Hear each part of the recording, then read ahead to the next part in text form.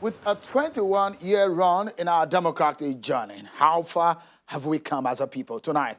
So many issues are on our plate, and we will hope to take them on for you tonight so you can get a sense of how far we have come as a people over 60 years and 21 years in our unfettered democratic dispensation since 1999.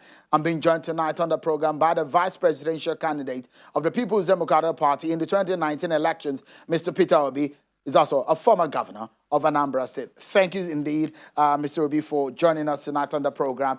Let's begin this conversation. It was May 29, a few days ago, and perhaps this is the last day of May. We'll be going into yet another month where Nigeria will be celebrating or marking Nigeria's Democracy Day, June 12. But let's take a look at the 21 years that we have returned into democracy. If you are to assess it, how do you think that we are fared? Well, Chef, thank you very much for inviting me, and thank you for the program. Let me start by saying 21 years of democracy in Nigeria, because we're looking at the whole 21 years. While one can say there's a few significant achievements here and there, just sketching, overall, you look at the overall impact and ask yourself, how far have they impacted on the people? And if you look at how far they have impacted on the people, in terms of human development indices that are used to measure development, have we done better? No. In terms of unemployment, reducing poverty and everything, you measure it across all nations that we can say you can compare us with. You will see that poverty has been increasing instead of reducing.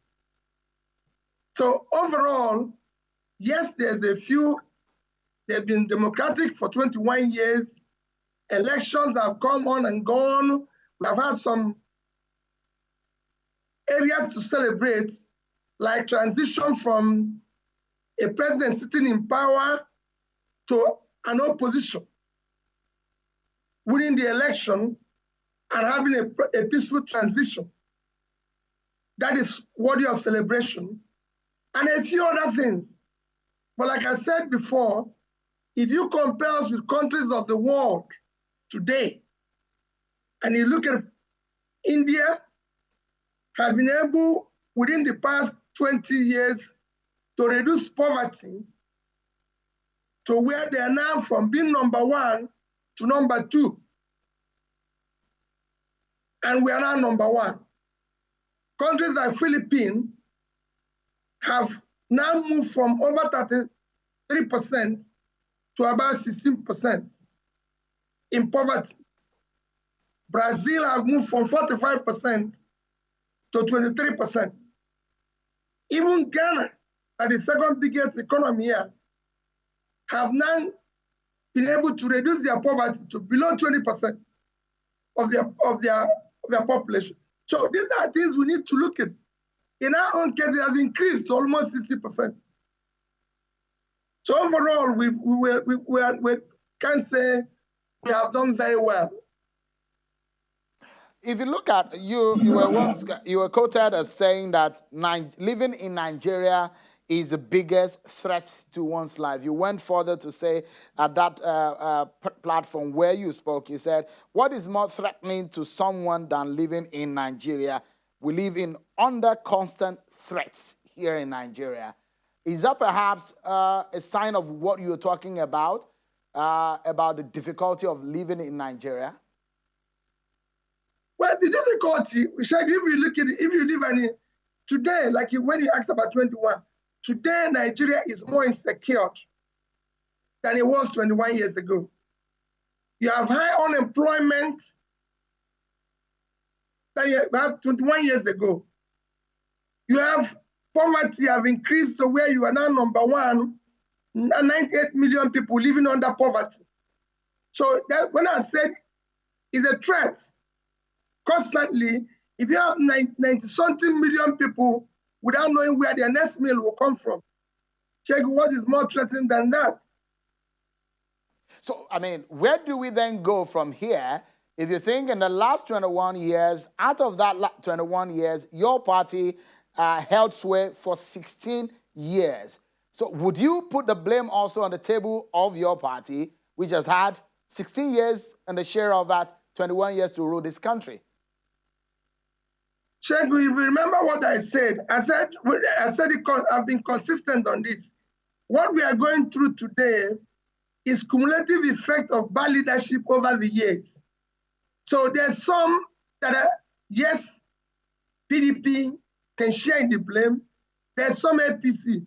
But cumulatively, all of us, including my good self, who have been leaders in this country in the past 20 years, have not done or lived up to the expectation of the people. It doesn't matter whether one or two, maybe a few bits and pieces here have been a very good record, or one or two persons have done very well. It is overall, you look at the overall mark. Like I said in my last interview, that if you have a situation where you're supposed to have at least 60% or 70%, and you're 25%, you've not done very well. You've still failed. That was why I showed you that countries have been able, for example, we are signatory to MDG in year 2000. Applying the same MDG we are signatory to, China pulled 409 million people out of poverty. India pulled 271 million out of poverty. And I said, Brazil was at 45% poverty. They are now 19.9. Philippines, I can go on and show you. In our own case, it wasn't. More people were thrown into poverty than reducing the poverty. So it's not that, so the blame is not on any particular government. There might be issues between one government or the other. Because if you look at the first 10 years, Nigerian achievements can be said to be something significant. There were growth that you can measure. If you look at the fact that our GDP in 2010 was at 370, and our per capita was 3,225, and that today we are 390, and our GDP is 2,000. So which means we've actually, in terms of per capita, we are now below 15% of where we were in 2010. And within this period, we've actually borrowed more money. Our debt was under 10% of our GDP in 2010. Now we are about 30%. So fundamentally, you're saying that leadership is a major problem in this country. Are you concerned about the trajectory that we're going as a people under the Buhari-led government? Well, what I said is cumulatively, whenever we talk about leadership in this country, people look at the president. Yes, it's good to look at the president, but you have to look at the overall leadership. Whether it's even me, who is not in office today, is a leader. I want us to assess all of us together and say, have we been able to do what is proper? When you talk about leadership, you talk about the councillor, the local government chairman, the House members, the governor, the National Assembly, everybody that is involved in this exercise. So it's like a team. Yes, it's good to blame one person that this person is in charge, but if everybody in the team is playing well and we have one bad player, maybe we will not have the effect. So Mr. Obi, would you have, because looking at some of the plans that you had with your principal, the presidential candidate of the PDP at the time in 2019, you were saying that you were going to create 3 million self and wage-paying employment opportunities in the private sector annually. You also promised at the time that you were going to reduce unemployment and underemployment rate to a single digit by 2025. With the benefit of hindsight, you think you probably would have done better if you had won the election? Well, Shehu, the time of election have passed. What we need to do now, considering even the situation we find ourselves now with this pandemic, is to look at how are we going to keep Nigeria going. You just asked me what happened in the past 21 years, and I said to you, the overall result is that we failed because the country is more insecure today. We are more divided as a nation today. If you look at all the parameters in which you can use to measure development, we can't say we did well. So if you look at the issue of the pandemic, it's obvious because of your background in economics and issues of finance, looking at the micro and the small scale enterprises, which is like the backbone of the employment and one of the major drivers of the economy. The government has said, look, we're definitely going to enter into a recession because of the impact of the COVID-19. What are your views on getting us out, especially looking at the micro and the small scale enterprises? Well, sir, what I'm looking at for me is that government have not been able to come out with any plan. Maybe that is what they're articulating through the vice presidential economic team, because until they come out with any plan, the only plan we have today that anybody can see and is visible is the central government of Nigeria plan, which is the 3.5 trillion, out of which I think 50 billion has been devoted to small, micro, and small businesses. But that is a stimulus for monetary authority and not from the fiscal authority. The monetary authority, you can't use the monetary authority stimulus to solve the fiscal authority stimulus. So until the government comes out with any plan, then we can know. If I use that one to compare what is happening in other countries, it is grossly insufficient and cannot do anything. And I give you an example using 3 countries, because for me, what is important is that you must compare whatever you're doing, even as an individual, with other people to know whether you're faring well. If you look at India, for example, which is a country, I can't go to China because they've gone far away from where we are. But if you look at India today, the Prime Minister of India announced that for them to fight putting stimulus to bring their economy out of this problem, they need to spend about $270 billion, which is 10% of their GDP. The big, huge component of that is 40 billion they're spending in micro and small businesses. India has about 60 million micro businesses. So they're spending $40 billion. India is 7 times our population. Shehu, if you divide it, so 7 times means that you're going to divide 40 billion by 7. That gives you 5.7 billion. If you times it by 400, which is about our rate today, you have 2.3 trillion. So for 2.3 trillion, and our budget for the same thing, the one central bank is bringing is 50 billion. So what they are providing, what we are providing is just about 2% of what India is providing for the same thing. Even if you add that India have 60% micro and about 60 million micro businesses and 40 million micro businesses, even if you add it 100 and share it with $40 billion, is $400 for each, which is about 160,000 naira. each. So in essence, we have not scratched the ground at all. We have not scratched the surface. Are you saying we are not in the right direction at all? We have 37 million micro businesses. If you share them 50 billion naira, it's about 1,300 naira. Another country is giving 160,000, and you're giving.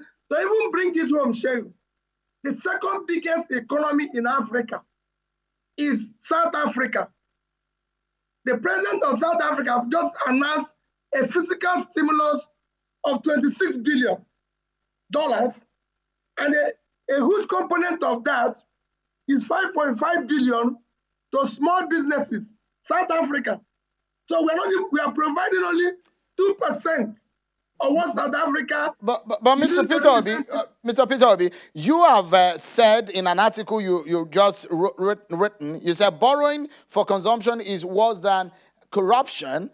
It's obvious that we do not have the money. Where do we get this money for stimulus that you're talking about? So you have actually answered my question. That is what I said. I said borrowing for consumption. When you borrow to pull people out of poverty, it is not consumption. Ghana, just to give you this. Today, the only provision we have for small and medium businesses is 125, that's 50 billion, which is 200 at 400 is $125 million. Ghana, which is just second biggest economy in West Africa, with a population of about 30 million, have just budgeted or announced $105 million for their small businesses. In fact, Ghana is giving each small business, about 250 of them, about between $400 to $500 each. Again, between 160,000 to 2,000. And you're giving our own 1,000. You're speaking about what needs to be done in comparison to other nations of the world. You had criticized the rate at which Nigeria is borrowing. Our revenue has dipped.